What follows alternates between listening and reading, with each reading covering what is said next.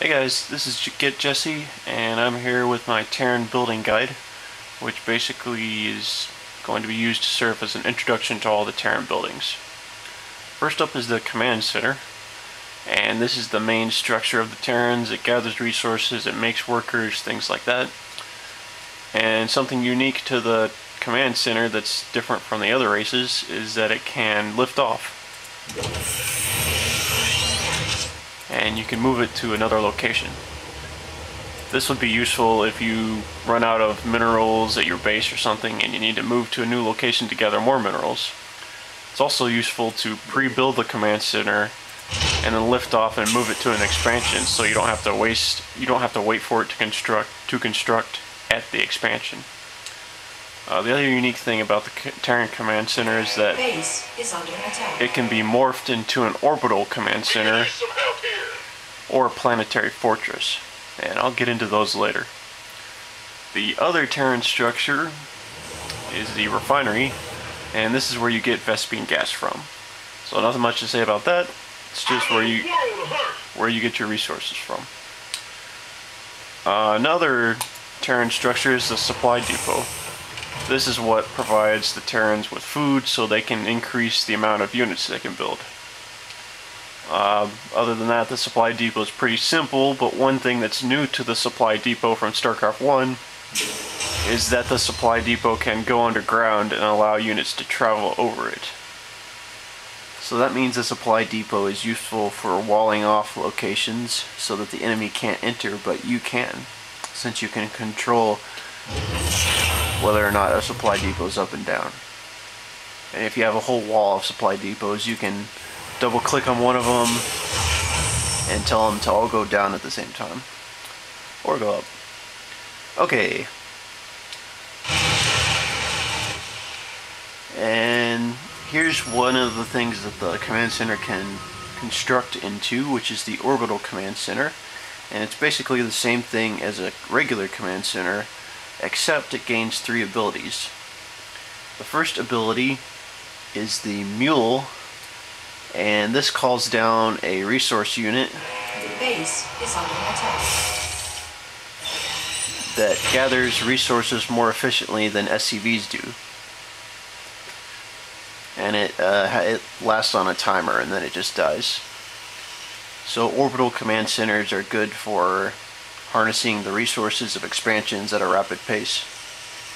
The second ability of the orbital command center is the supply drop. And what the supply drop does is it doubles the supply capacity of a supply depot, like so. And so you basically get the usefulness of a second supply depot for free. However, you probably don't want to put that on a supply depot that's on the front lines, because it still retains its original health. So it'd be a pretty big loss if you lose it and you're relying on the supply from that supply depot. The last ability of the orbital command center is the scanner sweep. And what the scanner sweep does is it reveals a location that's under the fog of war. So here's an enemy base here, and when I use the scanner sweep, it reveals that location. So now I know what buildings they have, what units they have, etc. Okay, the other thing that the command center can morph into is the Planetary Fortress.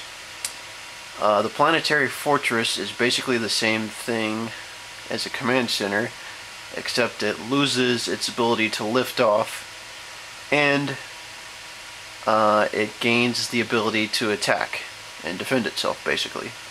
So it's pretty much like a really, really big turret.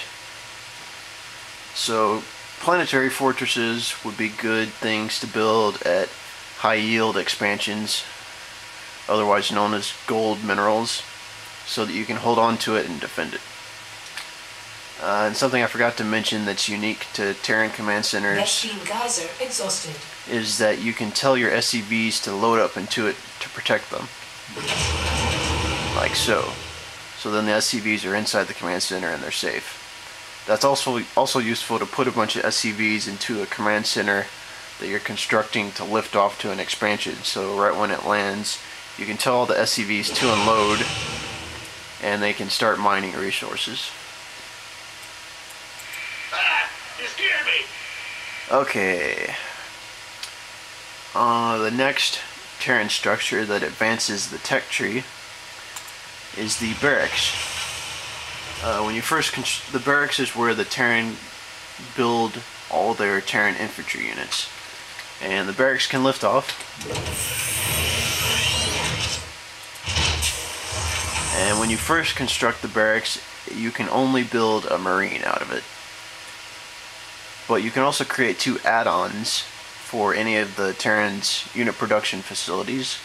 The first is the tech tree, or the tech lab, and the second is the reactor.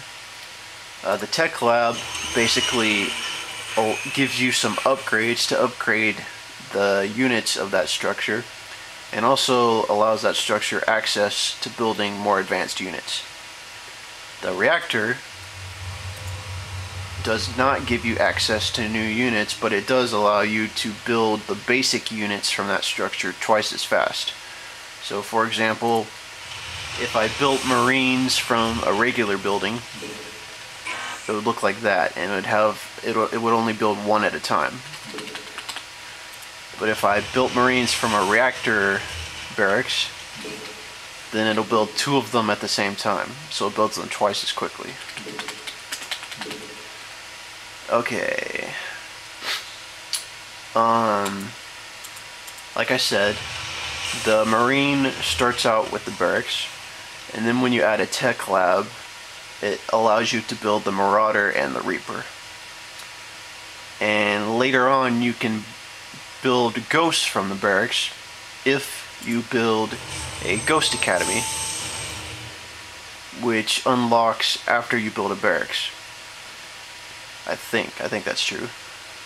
And anyway, the Ghost Academy allows you to build ghosts, and it has a few ghost upgrades, and you could also build a nuke at the Ghost Academy to allow a ghost to use the nuke ability.